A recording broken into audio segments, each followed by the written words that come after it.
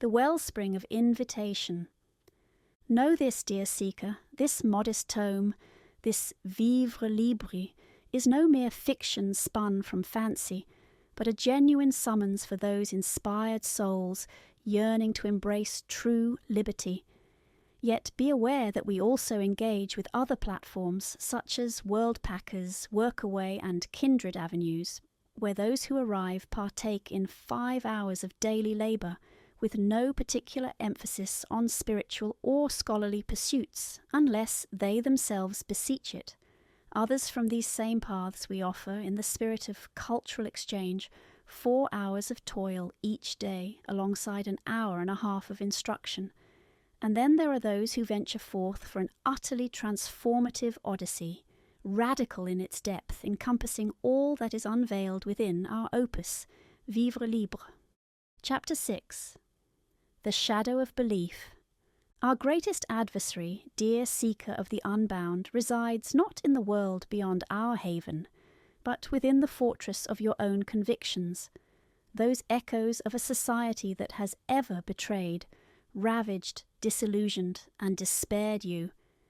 To embrace what we practice and embody here demands a profound labour of humility and detachment, a quiet surrender to the whisper, why not?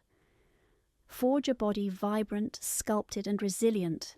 If youth still graces your form, why not? The more attuned you become, the less illness shadows your path. Nourished by wholesome fare, serenity, repose, sunlight's caress, massage's gentle art, and all that flows therefrom. Yet to claim this, you must cease clinging to the illusion of your righteousness. If I inquired whence you learned English, you might reply, from parents, a school, a tutor. Whence the guitar's melody? From such an academy, such a mentor. But whence did you learn to love, to live free and joyous? For most silence reigns, for you have never truly been taught, and yet you argue ceaselessly, defend with fierce tenacity ideas born solely of trauma, never from one who loved so profoundly as to impart the essence of affection, of liberty. This indeed is the universal foe, as you heed or peruse these words now, murmuring too beautiful to be true, or upon arrival protesting, I cannot do that, I shan't swim bare in the pool, lest I be seen. And yet, why not?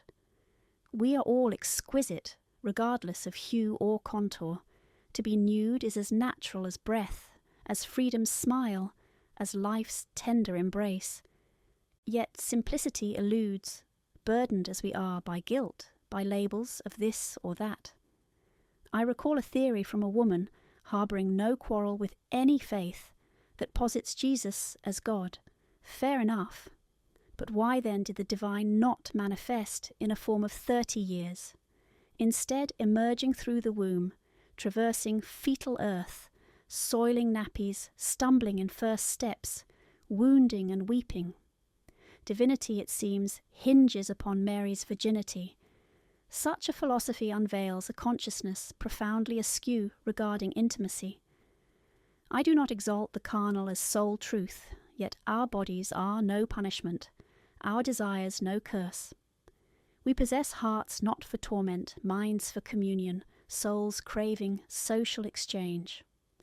To codify divinity through a mother's untouched state, forgive the candour, betrays little of allure in one's own sensual voyage. Believe in Jesus, Buddha, Muhammad. It matters not, so long as you impose no creed, no enchanted tomes upon others. Indeed, I lately encountered a luminous utterance from Islam's prophet. Must people die to awaken? A phrase of exquisite depth. Thus, insights from prophets, Islamic, Christian, Buddhist, Taoist, bloom welcome in our garden, provided they foster growth and well-being. All are perfect petals, yet monoculture, monofaith, sows ever war, death, and despair.